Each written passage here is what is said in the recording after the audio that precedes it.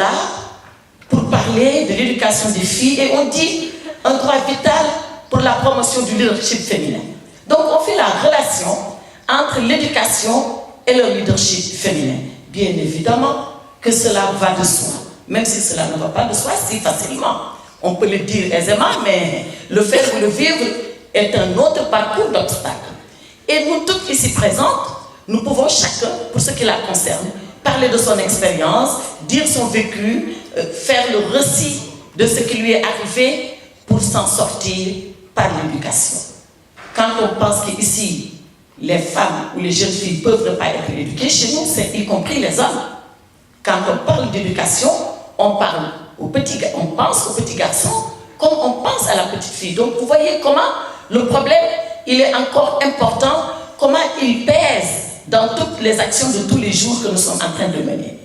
Alors, l'éducation, depuis ce matin, j'ai entendu le professeur Souleymane Bachir Diagne, d'autres qui l'ont précédé, on parle d'avenir, on parle de devenir, ce qui a été le cas du panel qui nous a précédés. En fait, on est en train de nous interroger sur nous-mêmes. Qui nous sommes? Que deviendrons-nous? Et cela par l'éducation. Je pense que cette question, elle est centrale. Si l'éducation n'est pas là pour nous dire qui nous sommes, si l'éducation n'est pas là pour nous dire où est-ce que nous voulons aller, si l'éducation n'est pas là pour nous dire comment nous irons, on aura tout raté. Peut-être que comme ils l'ont dit eux-mêmes, les scientifiques l'ont dit, dans une perspective plus ou moins lointaine, à l'horizon de 50 années, il va falloir tout recommencer. Tout recommencer.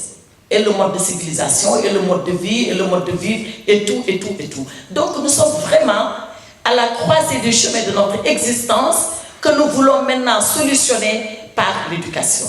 Et de ce point de vue, l'éducation des filles est quelque chose d'extrêmement important. Que dit l'adage? Il est chinois, mais si je me trompe, pardonnez-moi. Les Chinois disent, les femmes constituent la moitié du ciel. Ne serait-ce que pour sauver le ciel et la terre, mais occupons-nous de cette moitié, pour au moins qu'on ne puisse pas tous périr sans avoir ne serait-ce que quelqu'un qui pourrait nous sauver. Donc, ne serait-ce que pour cela.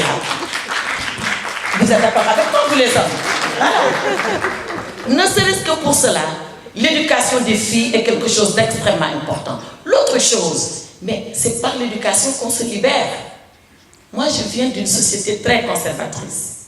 Je viens même d'une famille de marabouts, où en général, elle a parlé de sa mère, de sa grand-mère.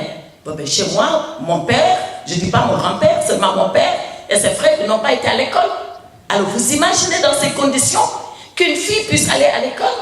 Vous imaginez dans ces conditions qu'en y allant, elle puisse rester? Vous imaginez dans ces conditions qu'en y allant, en restant et en ayant ses diplômes? Et je me rappelle très bien de ce qu'avait dit mon grand-père. Quand j'ai eu le baccalauréat, il a convoqué mon père pour lui dire « Mais sors la gamine de l'école, elle ne peut plus rester. Qu'est-ce que tu veux en faire? Tu veux la mettre au couvent ?» Et je vous ai dit, il est marabout. Il me parle de couvent.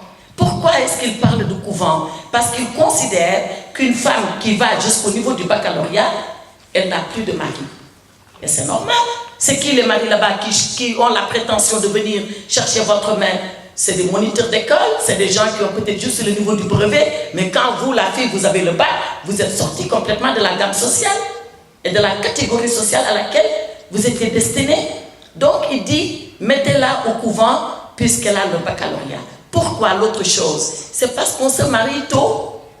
Quand on ne se marie pas à 12 ans, on est sorti complètement du cadre social. On est sorti de ce pourquoi, comme elle le rappelait tout à l'heure de façon si pertinente, on est destiné, c'est-à-dire à se marier, à faire des enfants et à les garder. Voilà quand une fille va à l'école en Afrique, toutes les transgressions qu'elle est en train de sauter allègrement. Mais à la fin, on se rend compte que cette éducation, elle vous libère. C'est elle qui vous libère. Elle vous libère dans la parole, elle vous libère dans le vécu, elle vous libère dans l'accès à la ressource parce que vous devenez indépendante. Et que ne serait-ce que pour cela, ne serait-ce que pour le bien de la communauté, non pas de la fille, il faut qu'elle aille à l'école, il faut qu'elle reste, il faut qu'elle réussisse, et ensuite elle abordera l'autre jalon, le monde professionnel. Quand j'ai voulu être avocat et diriger un cabinet d'affaires, on m'a dit que ce n'était pas possible. parce que je suis appelée à me marier, ce que mon grand-père me disait il y a 17 ans là, eh bien, un bâtonnier de l'ordre des avocats me l'a rappelé après.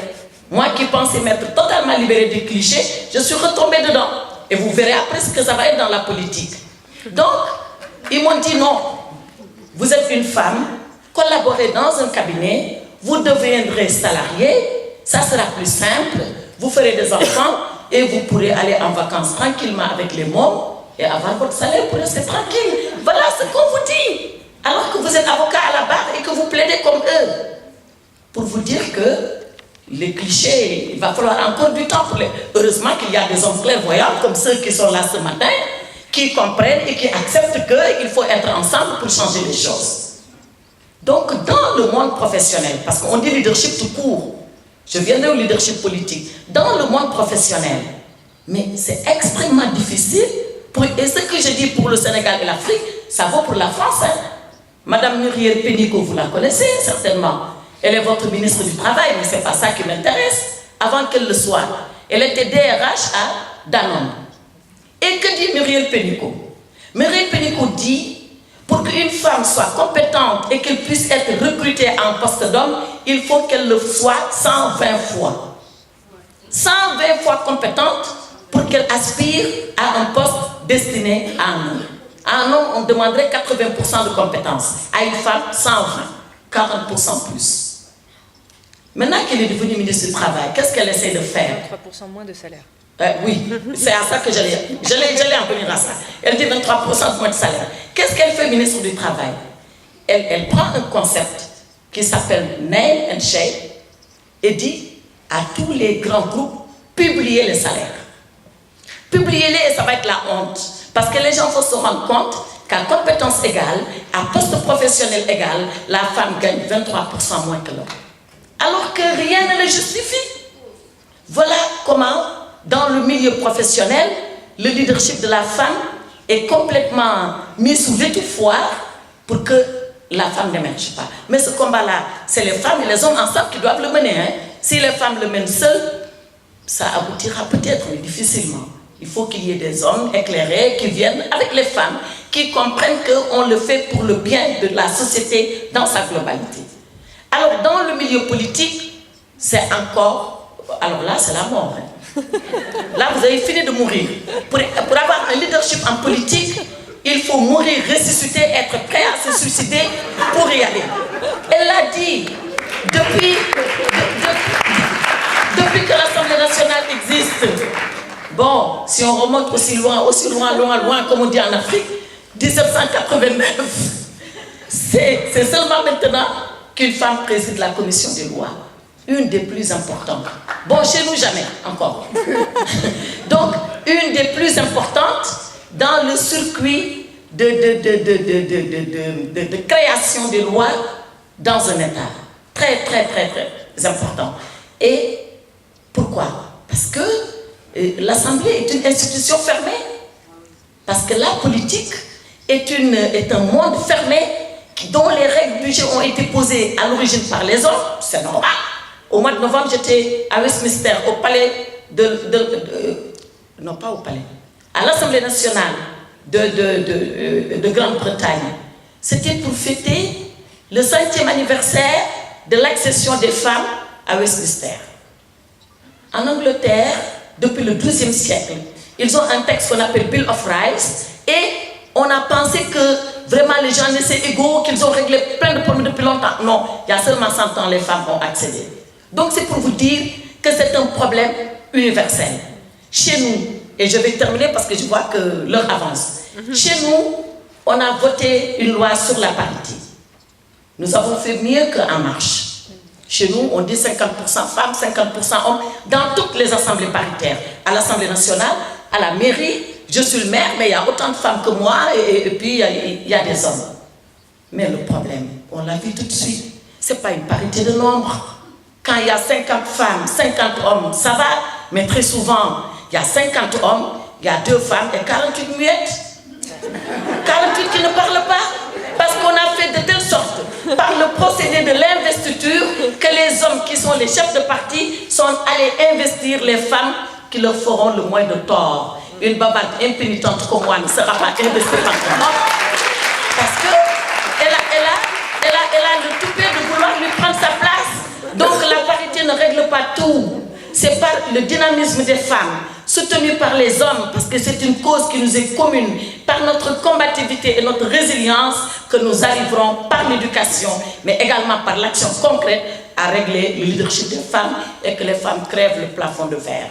Madame Hillary Clinton a voulu être présidente des États-Unis. Qu'est-ce qu'on lui a reproché?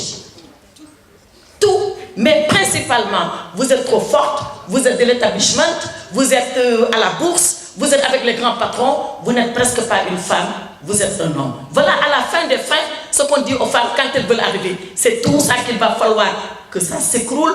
Nous sommes là pour là. Si ce n'est pas pour nous, ça va être pour nos filles et nos petites filles. Je vous remercie, Madame la Présidente.